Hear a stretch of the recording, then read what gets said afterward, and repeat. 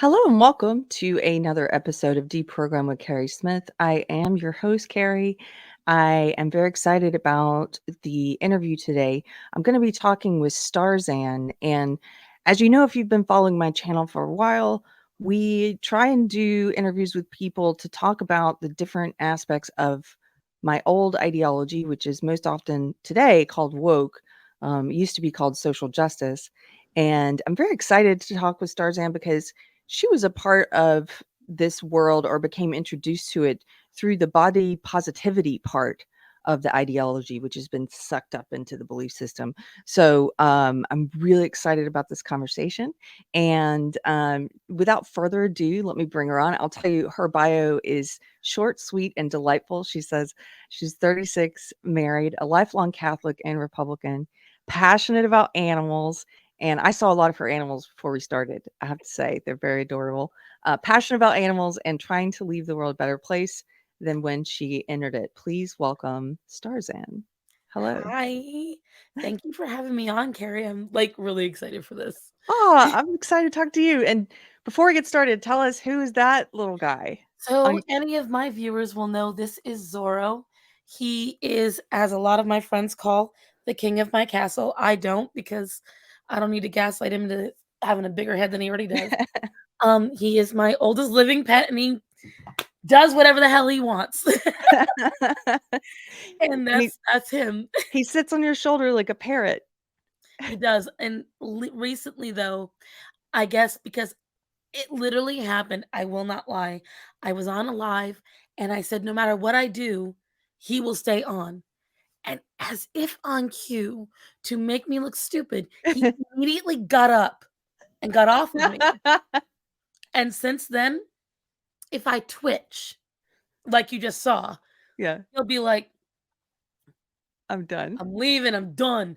And I'm like, oh, okay. So you just want to make me look stupid to the whole internet. That's a Thanks, cat for you. That's the cat. Um, to say the well least.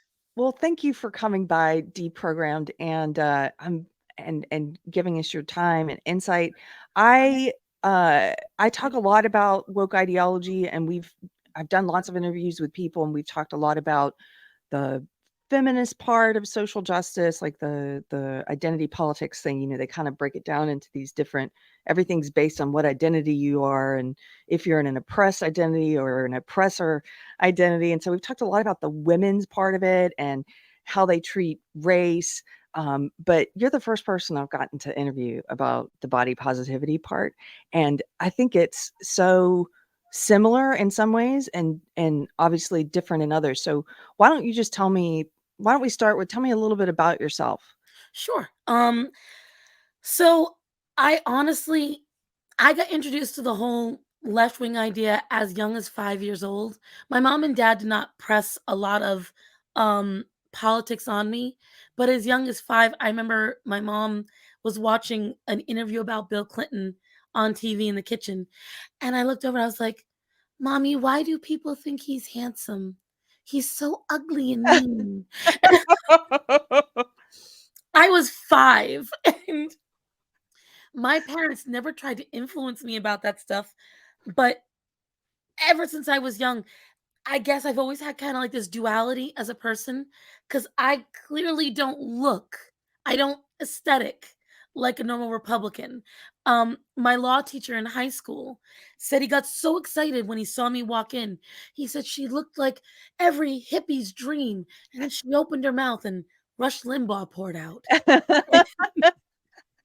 So you take people by surprise. I I apparently tend to, and, which is one of the reasons why I joke. Currently, I don't have it, but that's just because I'm really, anal retentive about the health of my hair. I normally have, like, brightly colored hair. As soon as I could do it again, I did, and I like to call it, like, my disguise. Yeah, I'm hidden. They like never a know who I am. chameleon. I love that.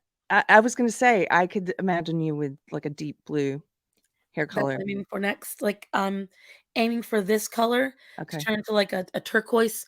I still gotta talk to my hairstylist about it, but oh yeah. And so I've never wanted to be stereotypical. So growing up, my mother was overweight. she did not want me to be overweight, and that was because she got tortured by everybody, her whole family, people, and so my mother was afraid Mhm. that I would be tortured.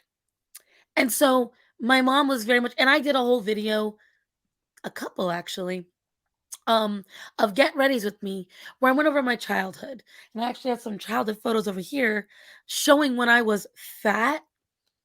And my mom was just convinced because we had doctors when I was 11 saying I was morbidly obese. Mhm.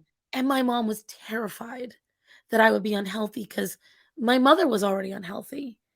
Right. And this started a cycle of her saying, you love yourself no matter what the size, but you need to lose weight, you need to lose weight, you need to lose weight. It's not good for you. And so it was like this weird argument back and forth where we always praised overweight people in media. We joked about nobody wanted a twig, you want the whole meal. Mhm. And so when the body positivity movement came, I was like, this is Hurrah. great. You know, because in my mind, it wasn't that you're healthy or you're okay. It was love yourself. And I'm a firm believer in that. Yes. You can never find love at the bottom of a barrel, at the end of a tattoo needle, in a makeup bucket. You can't find it in someone else, and you can't find it after a knife. Yes. No matter what you do, no matter how much you cut yourself up, no matter what you cover up, you are not fixing why you want to do that. And so it was the same thing with losing weight. If you continue to say, I'll love myself once I'm this weight, you will never love yourself Yes. because then you'll start to find more wrong. And I've always thought that way. And so that's what I thought the body positivity movement was. And to be fair, isn't when you were first introduced to it, how long ago was that? Um, so I would say it erupted around the time Tess Holiday erupted. Um, Mhm. she came out of the ocean like Godzilla. And I was 2011, 2012. It was right after the recession. And you got to realize I was a very healthy 330-pound woman. I weigh only now 40 pounds more. This is after 2.5 years of losing weight. I've Mhm. lost about 100 pounds, maybe more. We don't know. Um, because I couldn't, scales couldn't read how much I weighed, Yeah. most standard scales. So I guesstimated I was 400. But then after losing some weight, I weighed myself at a hospital and I weighed 430. So I was like, oh, maybe I was more. But I'm a round numbers person. So I just always say 400. Right. My first video. That's what I say. Um, and so when I was first getting into it, I was 320 pounds. I was walking easy 5 miles a day. I was running around. I was healthy. I was lifting. I could do all sorts of things. And so when you have a movement that's saying, don't let them gaslight you. You're fine the way you are. You can do this. You're healthy. Not thinking I'm 25. Mhm. Of course I'm healthy. Not thinking I work a labor intensive job. Of course I'm fit. Not Right. thinking I'm eating more calories because I wouldn't count them back then. I got stressed about the idea of counting calories, so I simply didn't do it. Right. Problem solved.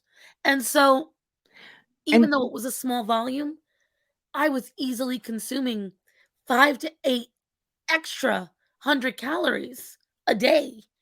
Sure, I was exercising, but still. when you have that many extra calories and the exercise is kind of at best you can keep it at like the same level. But I want to say so that was around 2011, Yep. and to be fair to the body positivity movement, just like other parts of woke, they take things that are true and pepper it in. So there are some parts of it, wouldn't you say, that were because I've seen some parts of it that I think are positive, that do say, like you said, you have to love yourself no matter what. And then but then there's this toxic idea that can also get introduced. But can you tell me a little bit about, before we talk about what's dark about it, what are some Oh, of the positive things about it that attracted you to it? I absolutely can mention now, I loathe the phrase fat phobia, but sadly, there are some things they say that are fat phobic that are, in fact, negative that people do to fat people. For instance, I have infertility. Okay. And when I was 26, 27, and we first were identifying it, like I said, I exercised a lot. I did eat a lot of home cooked meals. I was like taking in extra calories, but I wasn't eating fast food. Rhode Island isn't known for fast food. We're known for a lot of mom and pops, home Mhm. cook, things like that. And I'm getting doctors saying, well, your weight is a factor. Okay. But you tested my hormones. You tested my levels. You tested my cycle. All of it's normal and within range, within healthy range. So, and the thing is, I don't know if you know this, the only time your fat affects your infertility is if it's producing too much estrogen. Okay. But I wasn't. Everything was working wonderful. My period is clockwork. So, what can I do? Well, just lose weight. Couldn't hurt. Really? But there You was offer nothing me no beyond that. right. They didn't wanna do anything beyond that, and whenever they would offer me something, they offered it outside of my medical plan because they knew I couldn't do it. And so you had all these issues, doctors that don't take you seriously, Mhm. 100%. Even today, anytime I enter a live stream, especially when I had the rainbow hair, and you see the aesthetic, you see the background, the rainbow microphone, all of it. The comments will erupt. Who's the hippo? Who's the rainbow jackass? It starts going. Oh, the landwell. Oh, the bucktooth pig is here. Mhm. They don't hear a word I say. Yes. I was on a live stream once with a friend. I had just gotten back from Gothix's wedding and I had just woken up. I had driven 19 hours. I had just sat down to breakfast. And he says, get on stream. We're talking about the wedding. These were pastries from a very expensive pastry place in Rhode Island. I was not putting them back in the fridge. I just toasted them in the oven. They were perfect. They were coming with me. Everyone knew who I was. I was eating. I was doing this literally, taking a bite, leaning off screen, and then when I lean up, I did this. Yeah. You could not physically see me chew. No one saw me take a bite. The comments were littered with the fat ass can't even not eat for a minute. Oh, my cough dropped. And so people treating you differently because you're overweight, absolutely. I've That's had jobs that don't like me, people that won't be friends with me, people that were mad that I didn't hate myself. That was yeah. a big one. Yeah. Because I got bullied for my weight, even when I wasn't overweight. Signs put on my chairs saying wide load. People telling me there weren't enough drugs to make me look attractive. Kids that were fatter than me pretending that the earth was shaking when I walked by. Yeah. So, yes, there are things they're right about, 100%. This can But I'm gonna interject for just a second before we go get to the ahead. dark part, because I think this is, I think it's a great point that you're making, and let me figure out if I can figure out how to say this. Sometimes I think people tend towards extremes. You know, this whole idea of like a Newton's third law, like for every action, there's an equal and opposite reaction. Yep. Okay, and so I've seen that not just so social justice or woke. The best way I've come to describe it is it's this ideology that says the best way to look at the world is as this competition for power between identity groups, and they put all the identity groups. They say which ones are, this one's oppressed, this one's the oppressor within this category. This one's the oppressed. This is yeah, and so they then say they're fighting against the bigotry or the prejudice or the hatefulness that's directed at people in the oppressed groups, right? And that's what's attractive about it, because that bigotry and prejudice, some of it does exist. That's Right. what you're describing. It does exist. It's so small though, because even though this has happened, Right. I can say the overwhelming majority of my life, it's not the case. For Mm. instance, my weight worked to my advantage in sales. Oh, 100%, because people don't assume the little short fat lady is gonna be a viper about selling you a mattress. No, I'm milk and cookies. I'm comfort. Come to my bosom, I shall sell you what you need. Now, did I sell them what they needed? Yes. Did I make sure they bought everything? Also, yes. Oh, I that's made so sure funny. There are it's some the jobs truth. for a fat lady. Like, It's the truth. I make that joke sometimes with my husband, I'm like, "This is a job for a white lady," or like, "This is a job for a Mexican man." It's the truth. Like Listen, play your cards, and I did it well. So I'd be like, don't you want to make sure that when you lay down on that beautiful new mattress, think about it. Do you want your stank ass old pillow?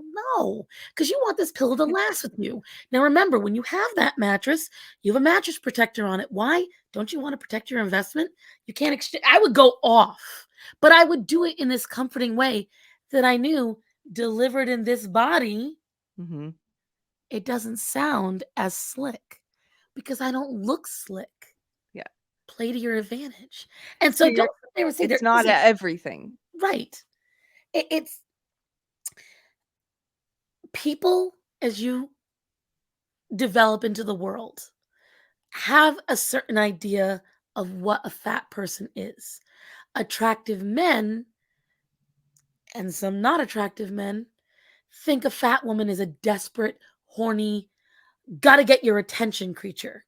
And so they very make it apparent they're not interested. It's so apparent I actually got in the habit, first, from being hit on by men that I didn't want, and second, from being kind of insulted by people who thought I wanted them. I make it a big habit of bringing up that I'm married, happily so, early and often in the conversation. Right. As soon as I can, I'll be like, my husband does that for me. My husband said this. My husband brought me that. And I pepper that in there because I got so tired of people assuming That you're about desperate, me. or they could hit on you and it would be easy or yeah. Right. And some people try to do it to get discounts from me. And I'm like, no, no, thank you. I'm going to charge full now. Thank you. Well, Full so price for you. so do you when you're describing how you're on that live stream, people are saying, just hateful comments, that's part of the extremism, I think, is a danger in this whole like anti-woke space or anti-social justice space is that I have seen people who reacting to the excesses and the extremes of social justice or woke will then kind of like knee jerk react and become all the stereotypes and start becoming actually not in a humorous way, not in a I think there's definitely a difference between a In a dark, joke and ironic but way. in yeah, dark and ironic, fine, but just being cruel, it's like, Oh, yeah. why are you going there? It's Like, why because go cruel? right, I think it's because they feel so attacked by these ideologies. Yeah. And the thing is, I 100% agree with you because I've been saying it lately. As a Republican, I've been seeing it start to happen. And I'm like, guys, we're becoming what they're saying we are. Yes. Like, you take it back a little bit. We're starting to prove them right. And that's the thing. It's like, I get it. You don't want to give in to the insanity. 100% agreed. I was there when the insanity started, when it was all this anti-Bush stuff and all these different things that everyone was wrong with. Sorry, I hit the mic a little too hard. Now I'm rearranging. I get it, but we can't swing the pendulum so hard the other way that then they just come back again, only Yes, this time rightfully so. because then it Be- makes the ideology even more attractive to people who are exactly. being subjected to some type of cruelty about their identity. I completely agree. And Well, that's so why, oh, I'm sorry, go ahead. no, you continue your thought. That's why I love the current anti-BOPO movement. So if you go on YouTube, a lot of the people in the anti-BOPO movement, there's two large names. You got Michelle McDaniel and you got Obese to Beast. I would say Isaac Butterfield is kind of in the anti-BOPO, sort of, but he covers a lot of shit. Whereas if you look me, the body honesty movement, Big T Bariatric, Kayla Shea. I just did a whole video on a lot of the people. We're not big, but we're extremely varied. We're different races, different ideologies, political backgrounds, ages, sizes, countries. We're all different people. And I love it because we're showing that we can look at this and say, this is factually incorrect. This is wrong. We all agree it's wrong and it could kill you. Mhm. Don't listen to these people. Right, when you say I this wish we is had wrong, that. this is factually incorrect, you mean some of the Oh, a lot. woke stuff that's being pushed is incorrect. It's not even just that. If you, I don't know how deep you've gone into the BOPO, which is what body positivity. So BOPO, let me just get some of these terms defined for anybody listening. So, BOPO is short for body positivity movement. Yes, It's also I've seen that it's called the fat acceptance movement. I've seen different names right. for it, and So that's FA and BOPO technically are two different things, but okay. they overlap so harshly that it's like, you're the same. Yeah. You're the same. And then you And said there's an anti-body positivity movement, anti-BOPO? that's what Is we consider ourselves on YouTube, the ones that are reporting on it and talking against it. Yeah. right, and or body also called body honesty. Oh, no, no. So the Body Honesty Project is an actual channel. Oh, And okay. I will tell you right now, I did a whole video. I may be a little delayed on doing videos right now. It's the last video I did a couple of weeks ago. And I wanted to thank them all because these folks are are helping people. I only have a little under 12,000 and I get comments all the time. One of my offhand smartass comments uh will inspire somebody Mhm. to change their eating habits. One person I said, "Does that sody at 1 a.m. really help?" And I had someone say, "Until you said that, I didn't think anything was wrong with it. I'm stopping soda from here on out." And when you hear someone say that, I'm like, wow. And it makes you so happy that that's somebody that's not going to damage their kidneys from here on out and not going to ruin their teeth and destroy their stomach and all these different things and get early onset diabetes. These are things that we're trying to avoid. And if you listen to the BOPO, they are now saying, are you ready for this? Yes, let's talk about some of the negative stuff they say. They're saying that there is no relation to obesity and any disease whatsoever at all. So we're talking joint pain, diabetes, we are talking heart disease, heart attack, liver, kidneys, you name it. It's not obesity's fault. It's causation. Uh uh all a different thing where they're saying just because they're overweight and these happen to them, it doesn't mean the weight caused it. Yes. And This is they're where they're going, and it's actually, like, anti-reality. exactly. And now they're trying to claim that making fun of fat people only has existed because of slavery. Wait, wait, I have not heard this one. Okay, so explain You this haven't one heard the to me. racism roots. No.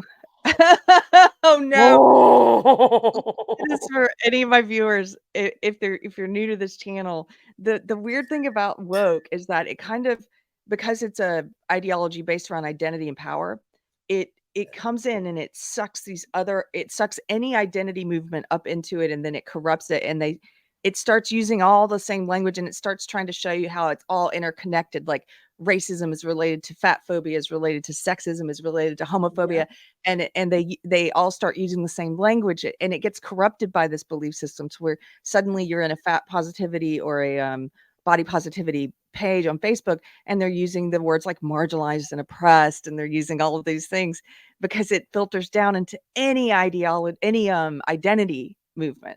So I just want to set it up with that. So how do they connect fat phobia to slavery? well, because here's the crazy thing, so I want you all to realize Carrie just offhanded that, and literally, that's exactly what they're saying.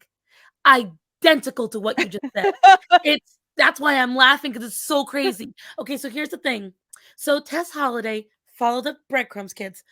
Tess Holiday said, F your beauty standards. Where did the beauty standards come from? Cis het white patriarchal standards. Because after all, only white people are thin.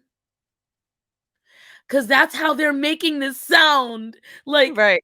they're saying, oh, because when slaves came over, really, African warrior tribesmen came over fat. Okay.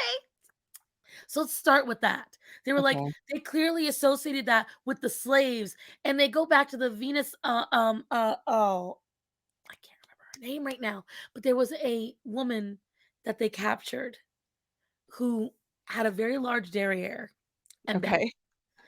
and they try to claim that this is all because of her, even though you can go as far back as, mind you, that happened in Sarah Bartman, also called Venus, is that her? the Venus of, No? I've got it on the tip of my tongue. I can't remember it. But yes. So here's, they're trying to claim this started during slavery, even though you can go back as early as the 1100s, the 1200s, with them mocking overweight monarchs. And you've got illustrations from before, because they're saying it only happened because of America. But you've got illustrations from the 1500s and the 1600s from news outlets in England and France, again, mocking overweight people. But of course, even though those are all white men that they're mocking, it's because of slavery and the patriarchy. So these are the things they started saying. But then they try to say that the modern movement, even though Tess Holliday brought light to it, it was started by queer Black lesbians and trans Black queer people. Of course, Of trans. course. Trans started everything. In Stonewall, we've heard that myth. But are you Yeah. ready for this? Yes.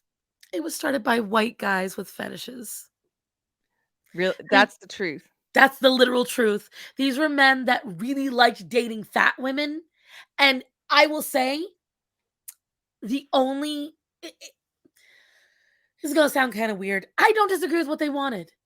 They said, I want to walk down the street holding the hand of the woman I'm attracted to without anybody mocking her. Right. And there's nothing wrong with that. As my father says, there's an ass for every toilet. Go sit where you want.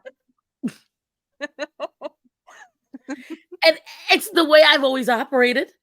And so it's like, I get the initial beginning of the movement. But if you listen to any of the figureheads of the BOPO, especially on TikTok, they all revert back to this book about white roots and racism. But whenever one of them dies, no one says anything, no one hears anything, no one sees anything, because then that proves that they're all wrong. We can't have that though. And then we even It's have almost one. like there's Oh, go ahead. well, there's an analogy there to the trans part, the trans ideology part of woke, where it's pushing, the gender ideology and the idea that being trans is normal, that it's not a, some kind of mental illness, that Even though they clearly that's they've now separated it from having gender dysphoria even. But when someone detransitions, they don't see it, they don't hear it, they don't speak it just the same way, because it. they weren't real trans. Yeah. Oh, that's not the same thing. But they were told that by the same doctor that you're promoting. Oh, that's different. They were misguided. Sure, why not? And it's the same exact thing with this. The movement now, they even have released videos on TikTok. And I've made a lot of videos now, but Carrie, I will send you snippets Okay. sometime. There are people that have made videos that, let's say I was going to you and you're my doctor, but I don't want to be weighed. There's no medical reason why you need to weigh me, Carrie. So I'm going to play a video. And on that video, it's going to tell you as a doctor that your patient does not wish to be weighed. And thank you for respecting your patient as a doctor that wants to do their job. When I tell you, it's a minute long of punchableness. Like, that's the only way I phrase it. It's so infuriating. It's infantilizing not only the fat person, but the doctor. Mhm. It's demeaning, and it literally now is telling a whole group of people, you don't need to be weighed because the scale is scary. Have you heard of medications? Have you heard of overdosing? Um, have you not heard of lymphedema? Have you not heard of tumors? These people now believe there is no reason to be weighed whatsoever by your doctor. So, I had a friend who she came from the comedy world and the, nonprofit world, like, social justice activist world.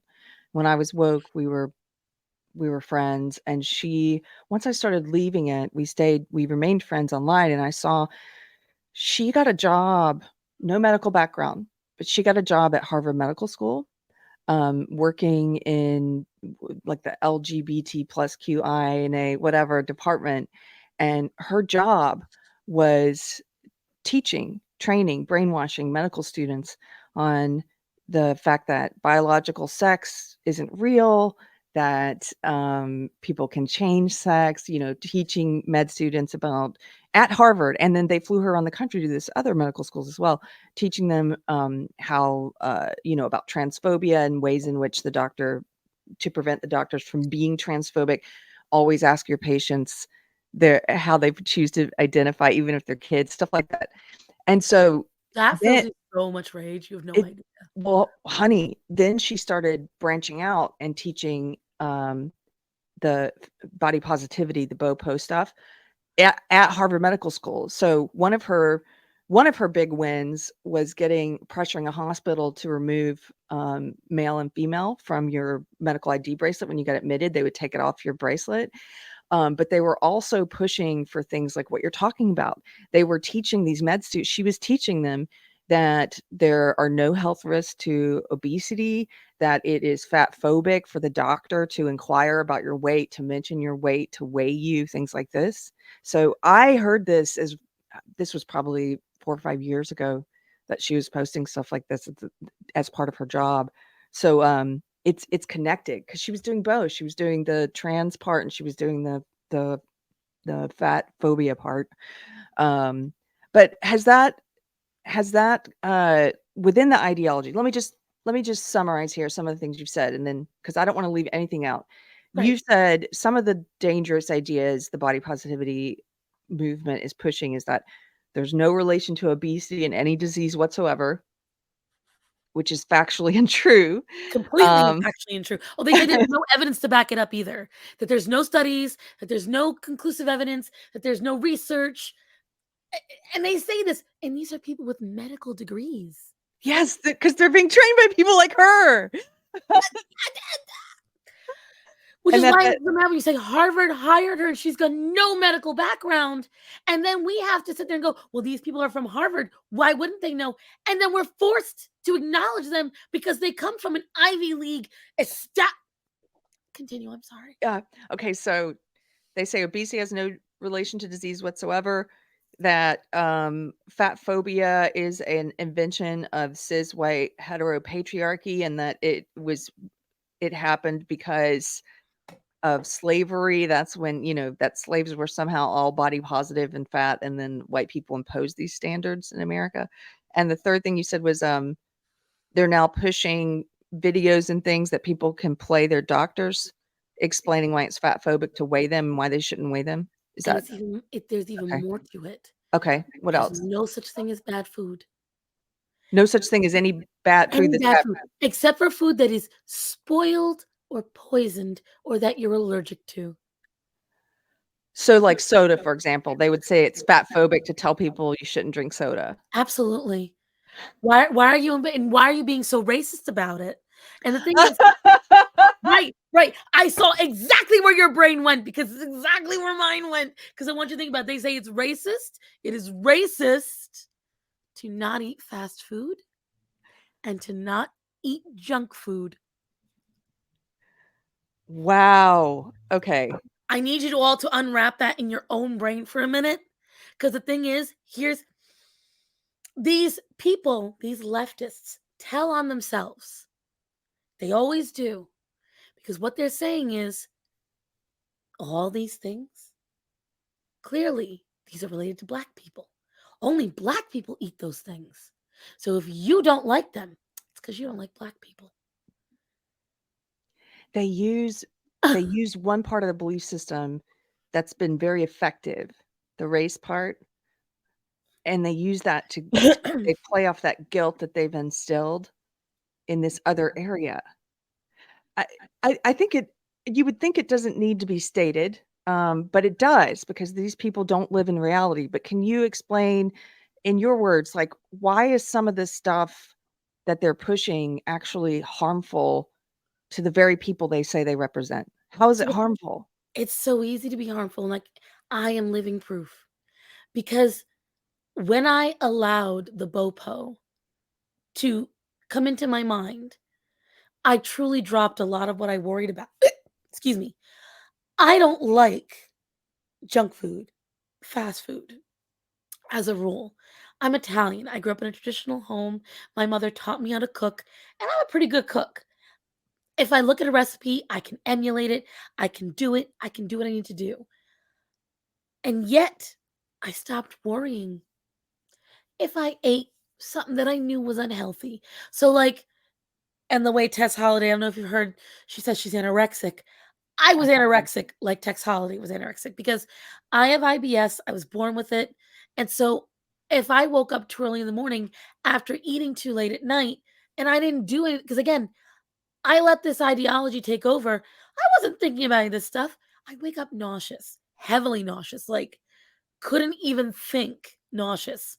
So I wouldn't eat for most of the day.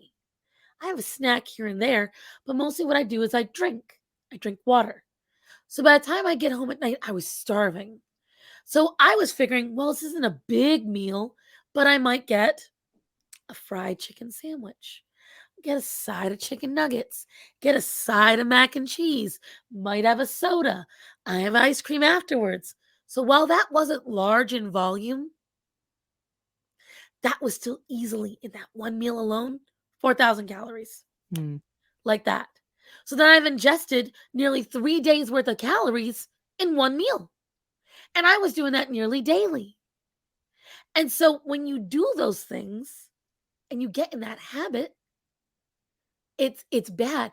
And when you're not sitting there thinking, this is bad, this is unhealthy, you don't worry about it.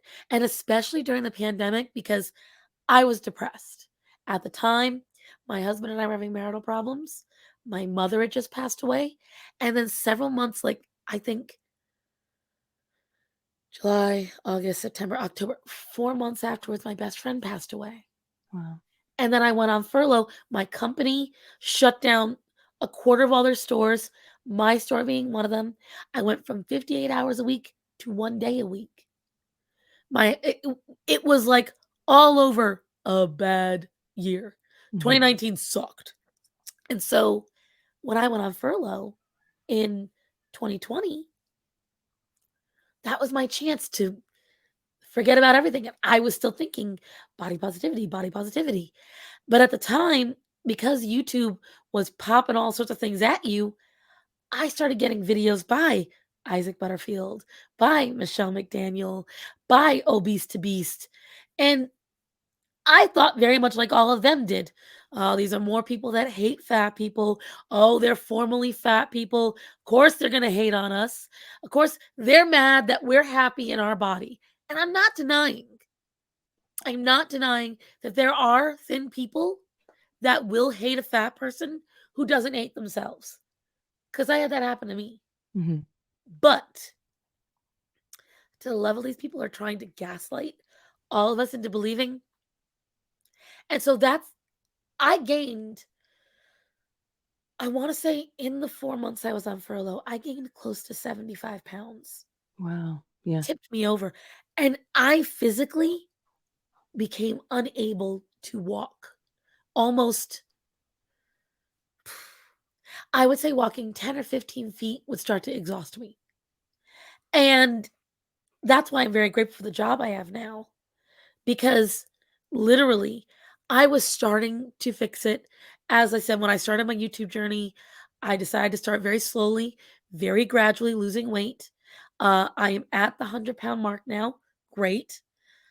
And as I saw, a lot of people like to lose weight very fast, which is another thing they try to say, which is why I'm doing it slowly. That diets don't work whatsoever.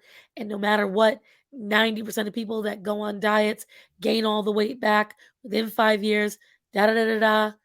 But it's just like chasing the knife. Mhm.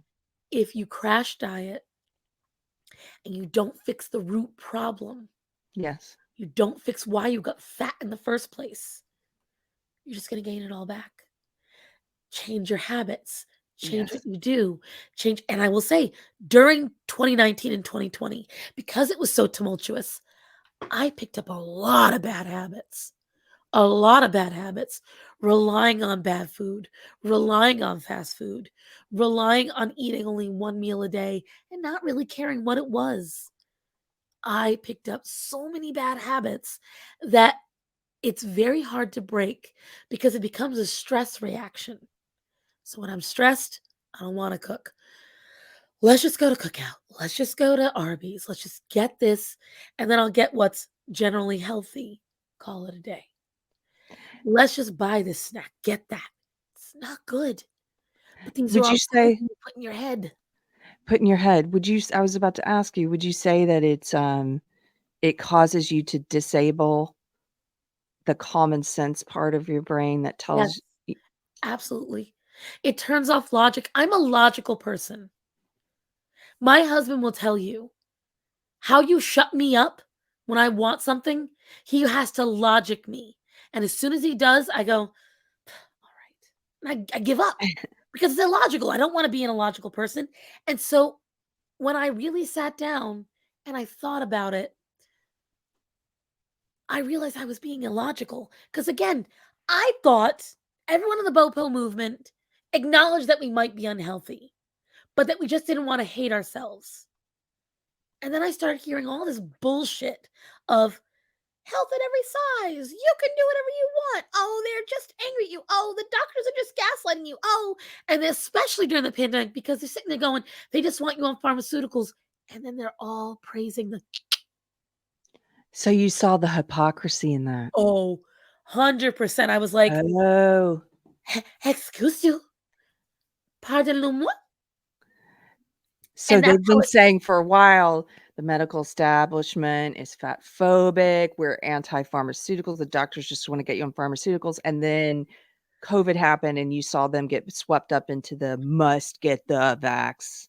and then after that, all of them getting into the gender ideology and doing this operation and doing that. I'm like, that is literally lifelong pharmaceutical. That Yeah. is the definition of lifelong pharmaceutical. What are you talking about? And that's when I knew. It was because, again, I already knew following the BOPO that I was going against a lot of my own beliefs. But I thought that morally it was correct. Because as a Catholic, judge not lest ye be judged. You know, you're not, do not throw the first stone. Care, spread God's love. I was raised, at least in my church, you never forced the word of God. You never forced it. Yeah. You operated, you walked in the path of Jesus. You showed his love through your actions and your Yes. life to inspire others to walk the path with you. Yes. And so that's what I thought I was doing. Hey. And then I realized because I always got, and again, this is one of the other things that gaslit myself. As long as I've been alive, I have gotten compliments for being a fat person.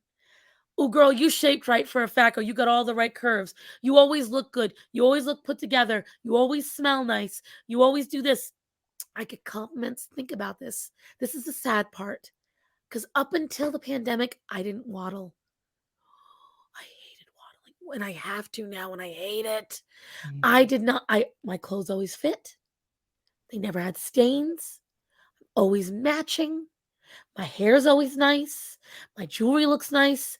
And I realized, sadly, that I was getting those compliments because most fat girls aren't like me. They smell bad because they don't know how to clean themselves. They have stains because they're hating themselves. They get clothes that are 2 sizes too small, or they get clothes that are entirely too big, or they don't even dress like girls Mm. because they're afraid of their femininity. They're ashamed of their body. Exactly. And I didn't know how to be that way because despite my mother being overweight, she was an exceedingly feminine woman, very proud of her breasts and her makeup and her hair and matchy matchy. Marion always made sure she was done to the nines. And she was very proud of it because my mom could hook any man she wanted. I know because even in her wheelchair, men were trying to hit her up. What a character. Oh, my mother was absolutely a star. She worked for a casino, and a man paid her $5 to watch her put on her lipstick. My mother was stunning. And so I didn't know truly at the end of the day how to hate myself because I remember when I was 13, no, when I was 11, my grandfather died on Thanksgiving. And when I got back to school after all the funeral stuff, they made fun of me for it. The class mocked me and said, "What, did the turkey pop out of the oven and kill him?" And I was They like, made a fat joke out of it? they said that the turkey gave him a heart attack. Oh, okay. But they were making fat jokes as well.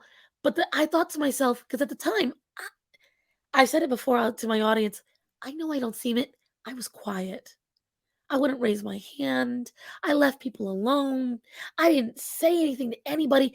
I sat there and I drew. And I realized I did nothing wrong and they still hate me. Mhm. And when I started to realize that no matter what I did, no matter how nice I was, no matter how agreeable I was, no matter how sweet I was, they were going to hate me. Fuck them all. I'll love me. I'll love me to the fullest. Now, I love myself maybe a little too much, but I love myself. And so, like, I don't, I can't relate to these fat girls that walk out in public looking like slobs Mm. and then getting mad when the world judges them for it. Because then we're told, again, we're not supposed to do this, that, and the other. Yes, but there is a level of decorum, Yeah. and none of them want to follow it.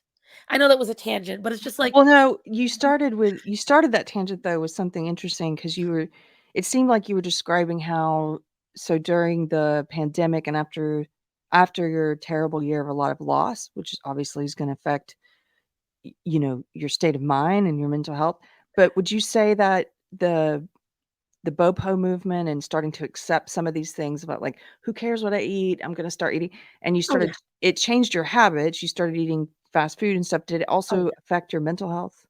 My mental health wasn't really thinking because I didn't binge. Like, Mhm. I didn't eat at all. And then when my husband would be on the way home, because the house was a mess, I literally slept. All like, because I was mad at him too. Because like I said, we were having marital problems. I didn't really want to talk to him all that much. I was very mad at him. And so when he'd call me, he'd say, "You have to eat." And so I'd be like, "Fine, just get me," and I'd list a fast food. Mhm. And I just get me this. Just bring that home. And then he'd put it in front of me, made sure I eat. But again, I didn't care what it was. If it was Chick-fil-A, if it was Bojangles, if it was this, that, and the other. Did it taste good? Did it fill me? That's all I worried about. And so it did affect me in a lot of ways because Physically, yeah, mentally? the mental was at that point, I did not believe in the issue with the food itself Right. because they do gaslight you into not acknowledging logical things like, well, I'm having all my meals in one. It's okay.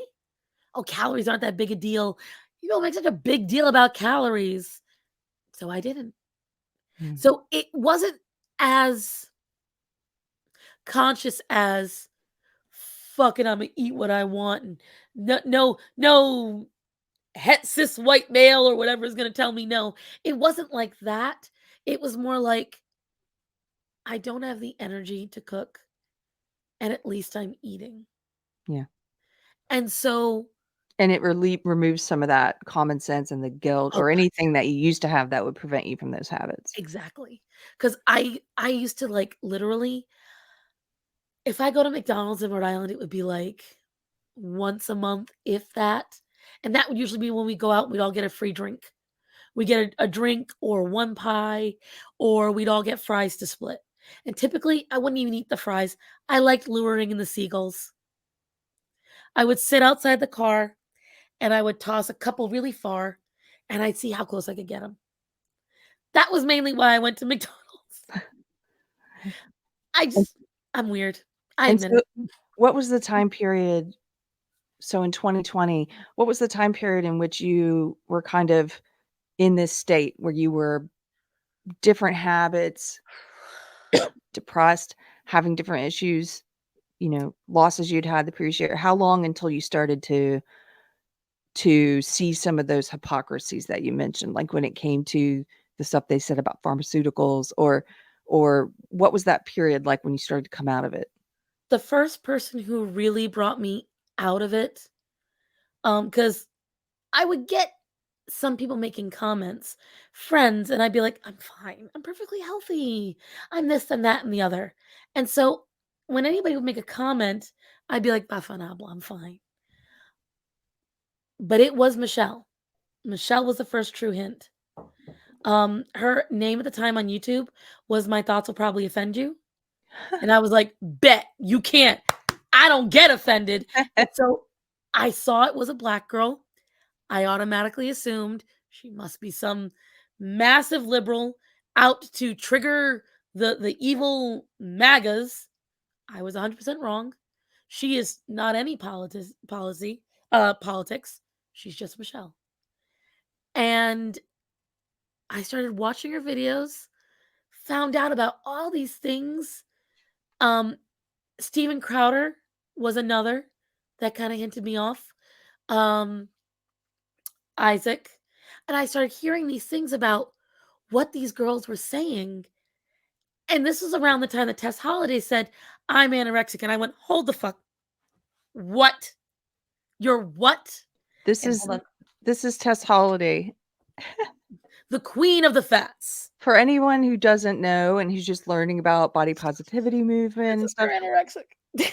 yeah, so that's her, and she, as you mentioned, sort of became the mainstream, like, face of the body positivity movement, the fat acceptance movement. She was sort of, because she's a model and she, is very beautiful, Oh, very but beautiful. she's obese, and then when she got to the stage where she started doing interviews about how she was anorexic, I was wondering, I was like, is this gonna wake some people up?" I want you to look up how she looked in 2012. Because I want you guys to keep this image in mind. Look her up in 2012. There should be a picture of her standing in like 7-inch heels, dressed all in black in a side profile, or even one of her in the corset. Find any one of her from 2012, your jaw's going to drop. Because she is just, you can see how negatively it affected her. I don't know if Like, you're looking it up she's right gained now. a lot more weight, you mean? Yeah, I'm looking it up. It it's not just gained a lot more weight. She like tripled in size. And I'm like, and she claims she's been anorexic since then. I'm like, congratulations, Tess, you're a medical miracle. You're the first person to triple in size with anorexia. So, this Like, might be her from earlier. Hold I'll be on. able to tell you if it's her or not. Because she looks so vastly different. Like, it's insane how much her body changed. And you can see. And she tries to claim it's because of, yep, that's her. That was her yes, she gained a lot of weight. This is her in 2012. Actually might be a little more like 2015 because she's even bigger in this than she was in 2012. But this is insane how much she gained, and she's trying to claim that she had an ED that was restrictive. An eating disorder that was restricted, where she's anorexic, not eating. Not eating, barely eating. But mind you, what I said to you, I did. where I might not eat all day, but then I eat in the evening. That may be a disorder because I was just avoiding eating plain and simple.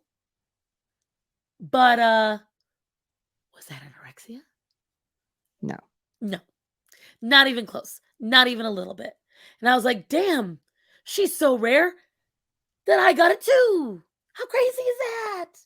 And that's when it really clicked. I was like, something's not right. So we're starting to get on health magazines and these girls can't even compete with the health. And I just found out the other day on my live stream, and I'm sorry, but again, the jokes write themselves. There is a fat con.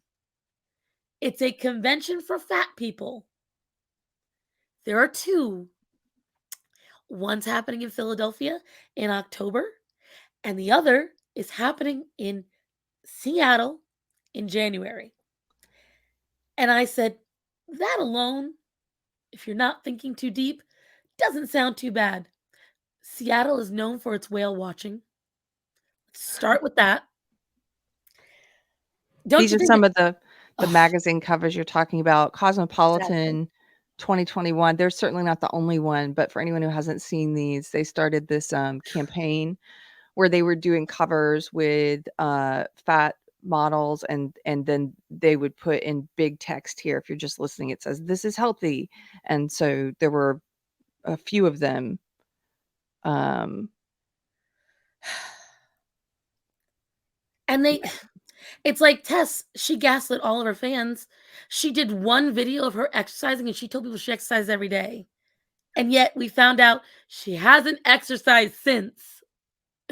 oh, since that video. That one video, which you can't even find now. If you can, great. But it's like it's things like that. And um oh, I lost the train of thought. There was something I was saying. But it's You were like, saying there are 2 fat conventions coming up now. oh yes, you look into it. Wonder why they're not doing Seattle in July. They're not doing Seattle in the summer. Isn't it maybe because all of your fat attendants might not be able to breathe as much? Maybe because you don't want it to smell as bad with that many overweight people? Gee, I wonder why you planned it during a certain time of the year.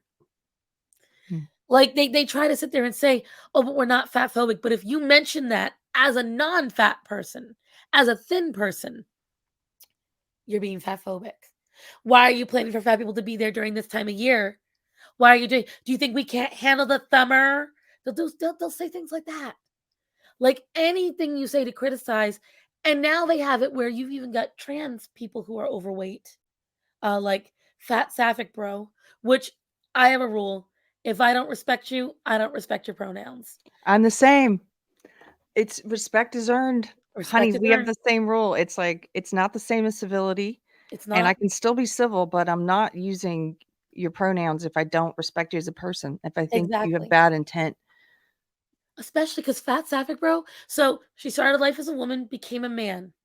She literally tells people if you lose weight because of health, pain, anything like that, you're fat phobic and racist. And it's unnatural to lose weight. Ready? It gets even better. If you get weight loss surgery, it's unnatural. She believes in transitioning. She believes in hormones. She believes in top and bottom surgery. But if you lose weight, it's unnatural. Tell Uh, me how that works. I was gonna ask you about this because I have seen in some of the body positivity or fat acceptance, Facebook groups, people jump on when this ideology started spreading into those groups and corrupting them. um, there was a documentary I saw, I think it's called The Dark Side of the Fat Acceptance Movement, What? and If you it find it, send me a link. it's I will send you a link, it's great, I recommend it for everyone. It's short, it's interesting, it's actually about that, and it's about something else that you don't expect. There's a B storyline that you're like, "What is this? This is crazy."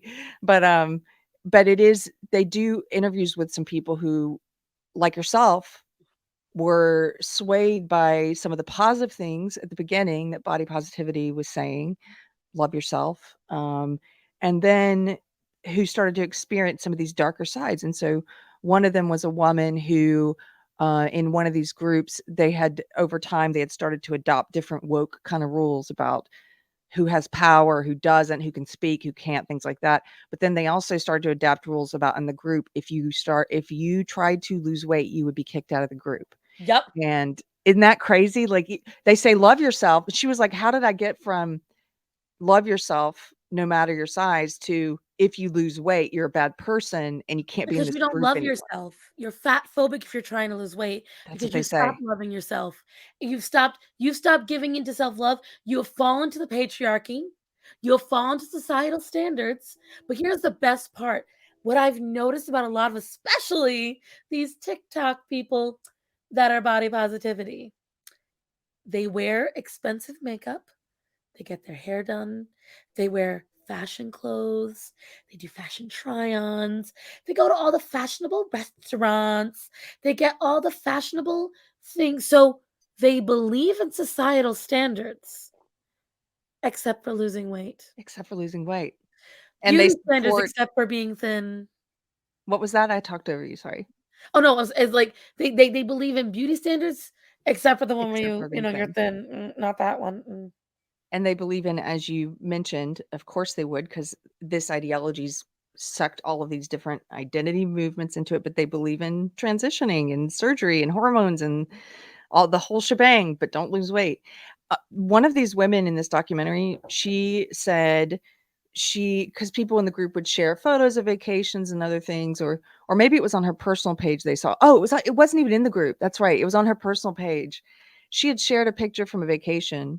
She didn't say anything about trying to lose weight or anything, but someone from the group saw her post, brought it into the group and said, "You look like you've lost some weight." And she was like, "I'm not even trying to. I may have, I don't know." And they harassed this woman for looking in a photo like she may have lost a few pounds. They would start excluding people for that. So it wasn't even a matter of are you trying to, it was have you. Oh my god, and see, that's the thing, you got a lot of body positivity, like, is it Gabriella? There was a woman, she's, about my age, she was one of the first BOPO women to really come up. She worked with Fashion Nova, created a lot of body positivity, clothing sizes and bada bada ba. Great, fantastic. She's finally come out and said, "Stop letting it trick you." She's like, "Stop thinking that just because you're pretty and you can bag dick means that you're healthy." She said, "Because these joints don't lie. And I will tell you right now, arthritis in both knees. Like, that's the only, where's some wood? Knock on wood. That's the only problems I currently have. Thank God. But it hurts. And my injured knees are what helped me gain weight. Because once I had those injuries and I had the weight on them, I tell everyone I don't feel overweight. I never have, but that's because I'm blessed with a lot of muscle, Mhm. a lot of muscle. And a lot of folks in person really don't believe my weight because I still have a lot of muscle. And so I'm lucky that I carry it well.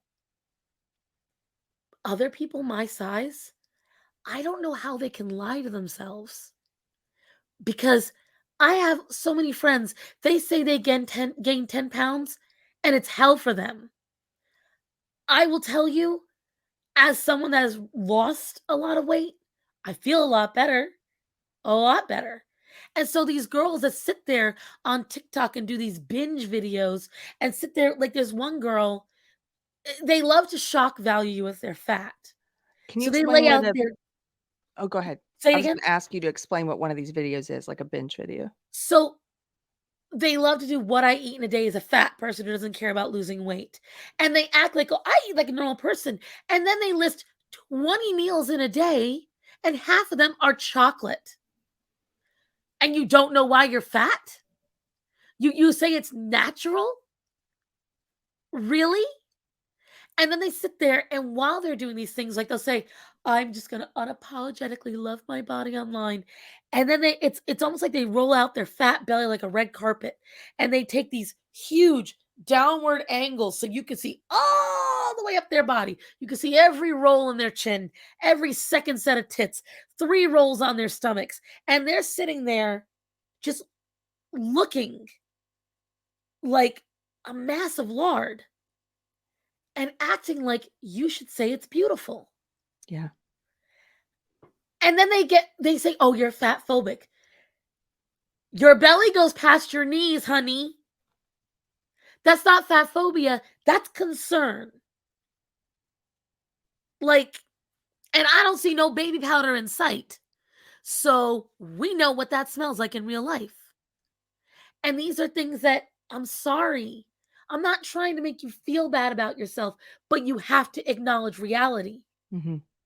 And like for Tess, for instance, Tess glorifies her mental health issues. Every time she's on screen on her TikTok, she's talking about how she hasn't bathed in several days. She's wearing the same clothing. Oh, no one can tell her hair hasn't been washed. Oh, every day is so hard. Every day is this difficulty, this, that, and the other. I'm not doing what I need to do. I'm going to Target and buying things I don't need. Because of what? Discrimination, fat phobia, the She just claims she's depressed. okay. Even and then she'll try to sit there and say that the food she's eating is perfectly fine, even though it's been proven if you're already overweight and you suffer from depression and then you eat a lot of fast food, which Tess does, if you eat a lot of processed sugars, which Tess does, guess what? It's going to make your depression worse. I don't know what to tell her. And she's so delusional. Like in one of the videos, the people who say there's no such thing as bad food, um, they literally had a nutritionist that works for a candy company Wow. telling you there's no such thing as bad food. Wow.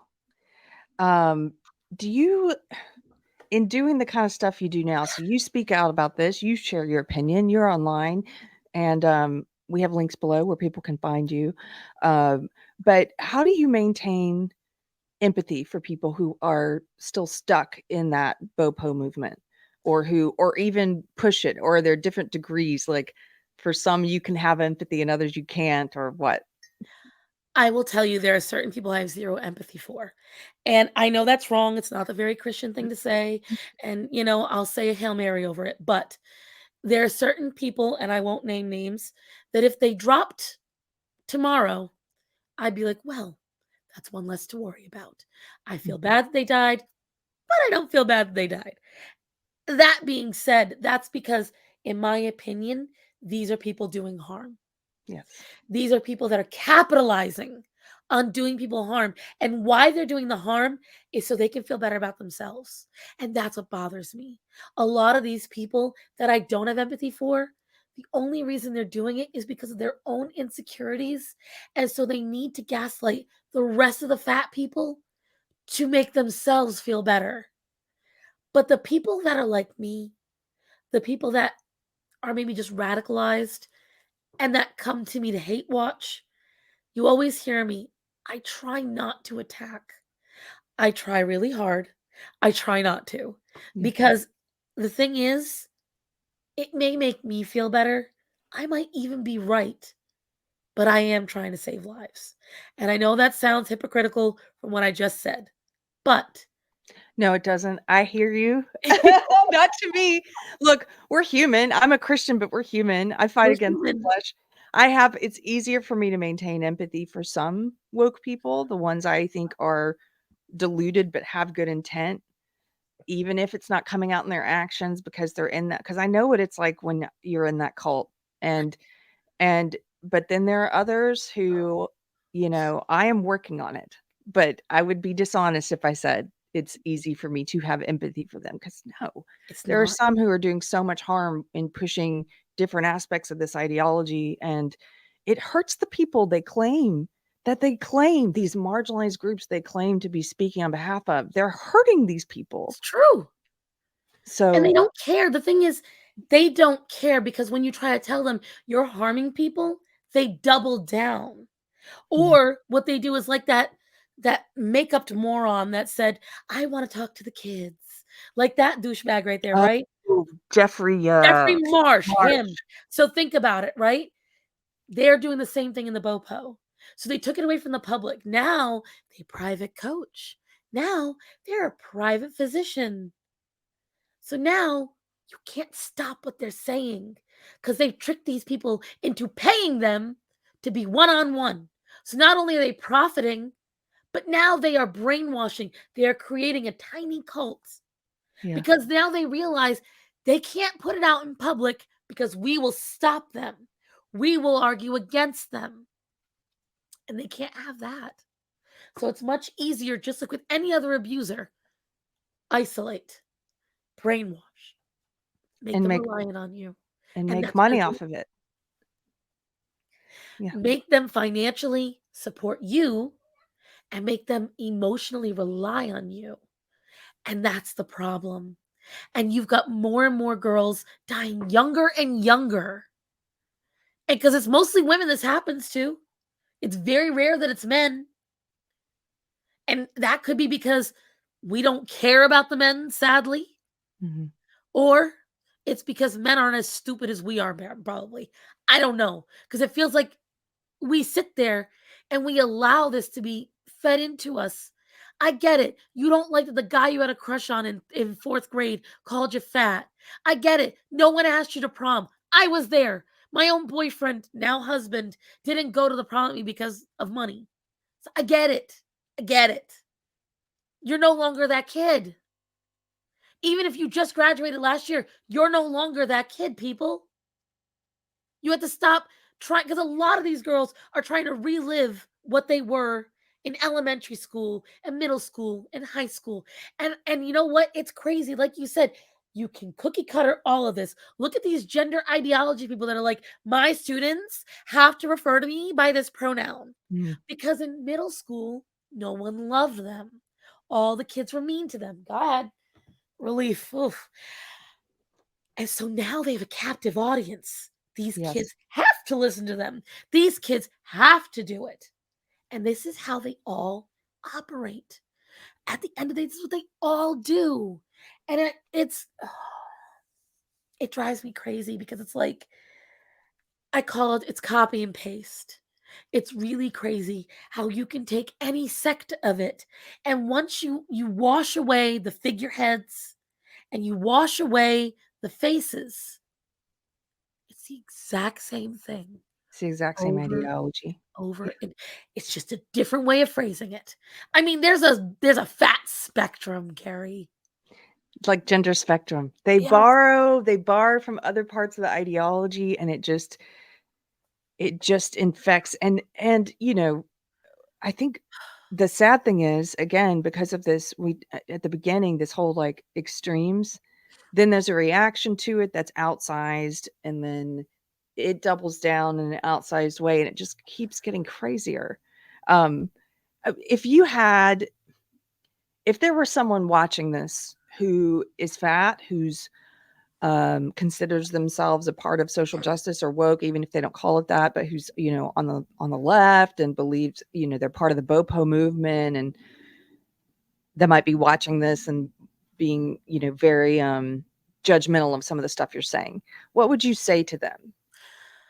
I would say that number one, if you're under the age of 30, part of why you're not listening to what I'm saying is because you feel healthy. You feel fine. Of course you do. You're under 30. Your body is still recovering and regenerating. You are not in as little health as you were before. You're probably much more active. You are able to process things. You have more energy. But wait till you hit 30. You're starting to feel it more then. That's the first thing. The second thing is you have to take away your emotion from it. Stop thinking about it as someone's feelings and start worrying about their funeral. Because I always tell people the same thing. Which doctor do you want? Do you want the doctor that is sweet and won't weigh you and will see that you have something wrong but say it's fat phobic, I can't tell them that? Or do you want and they let you die, mind you. They affirm all your feelings, but you're starting to die. Or do you want the jackass doctor who's going to say, "Listen, I want you to live. I don't give a shit about how you feel. I don't give a shit about what you like. This is what's wrong with you. And if you don't do this, by this time, you will be in a coffin." And be honest, which do you want? Because the thing is, It is all fine and dandy to say, "Oh, I don't care. You only live once." Da, da, da, da, da. It's fine and dandy to say that, but I know a lot of people that tossed off the "that'll happen someday" that are no longer here. They're not here anymore to try and fix what was wrong. They're not here. And you know what? They weren't happy about their ending. Mm. They didn't like once it was too late. There's a lot of coulda, shoulda, wouldas.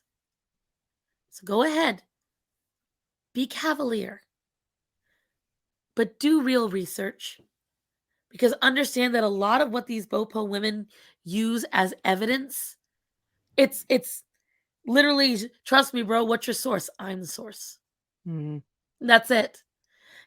Forget years of backed up research and science.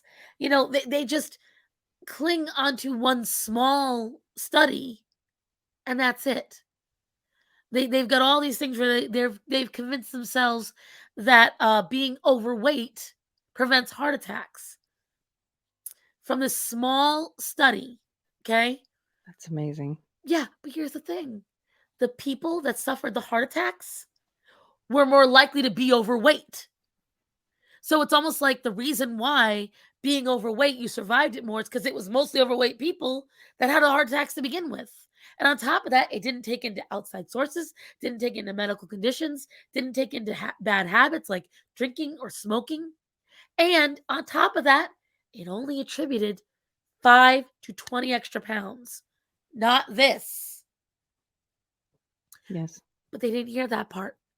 And then they run with it. And then a lot of girls that are 400 pounds go, "Well, I'm healthier than a thin person." You're healthier than a thin person with anorexia. You're not healthier than a thin person.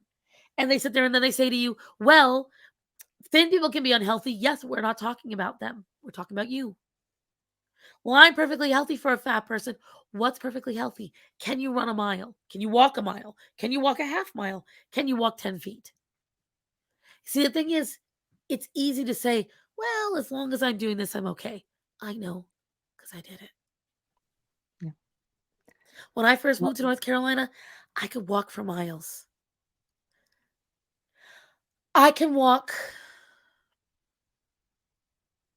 maybe a football field. That's it. And that is now. Before, I don't know how much I could walk. I couldn't measure it. I only measured in where could I get to the next seating arrangement. And I will tell you, it's not fun. Knowing that I was slowly losing the ability to do almost anything for myself, I saw it happening. So if you are someone who's mad at me, understand I come from a place where I've lived it you've been and I there. was slowly losing any independence because I was saying, "Well, I'm fine as long as I'm this. I'm fine as long as it's this." And when you do that, you start to make excuses and you start to change the goal. I'm very lucky that I turned around when I did. I have no idea if I have lasting damage. I'll find out eventually. But for the moment, I will tell you, if you're mad at me, do yourself a favor, prove me wrong. Go to your doctor, run a blood test, get your joints tested, do any kind of cardio, and then take a month off of all junk food. All. Get yourself drinking only water. Avoid refined sugars. Don't go to fast food. Change all your snacks. And if you can't do that, sounds like a willpower problem to me. And it also sounds like you're maybe scared that I might be right. 1 month out of your whole life.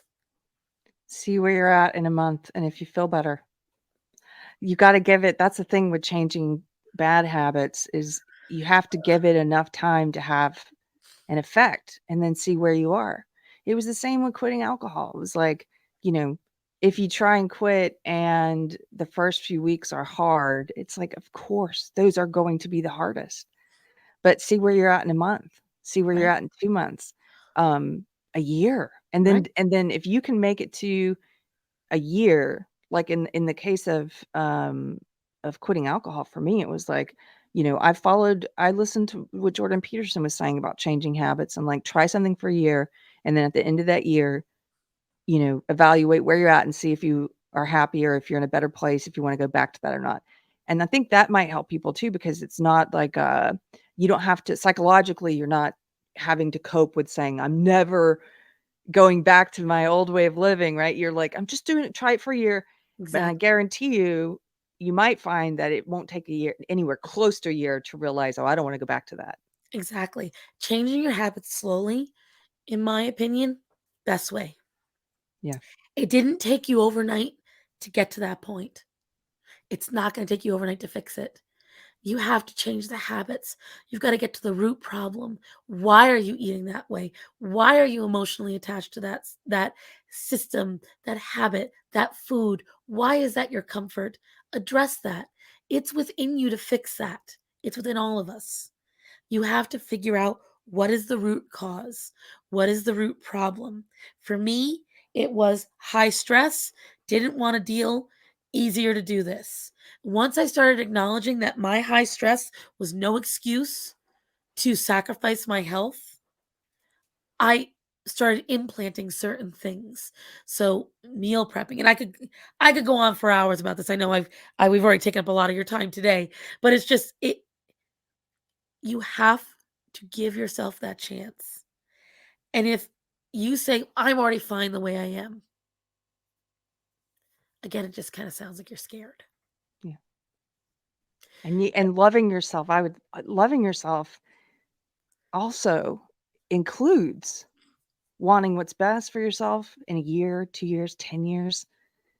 It doesn't mean stopping all growth and improvement or anything. It's like that's I absolutely the one positive thing I've heard you talk about and I've seen in that body positivity movement is having developing self-love and caring, giving a crap about yourself. Yes, you should. And then what comes from that is wanting better for yourself. Exactly. Like, And that's the difference. They don't see it as, they don't, in that movement, losing weight, changing habits, not overindulging, that's not self love. That's restriction. Even though it has been proven that when you set up goals, you set up self restrictions, you enforce willpower, you become a stronger person. yeah, I, I absolutely feel that way, but that's where the difference lies. yeah, But I honestly feel like that's where it's like you just said, you have to choose what is best for yourself, and you have to be honest on what is truly best for yourself. Don't just pretend. What is truly good for you? Think about that, because there is such a thing as toxic self love. Just like there is toxic love, you can love yourself in a toxic way. You can do for yourself too much and you can damage it. You shouldn't want that either. yeah. Well, Starzan, thank you so much for being here, for sharing your experience, your story. For Thank you for anyone who having wants to, I'm me. just, I'm happy we got to talk about this. I want to make sure people find you online if they want to see your videos, hear what you're talking about, if they want to reach out to you. It's going to be, you guys can find those links below in the video in the description, but just tell people who might be listening where they can find you. So if you are looking on the screen right here, Starsan, my name is Starsan wherever I go. It's either the Starsan, Lady Starsan, or Starsan.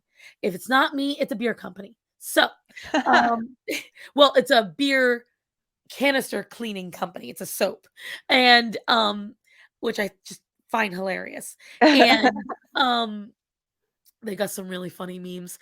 And I just Starsan. You look me up.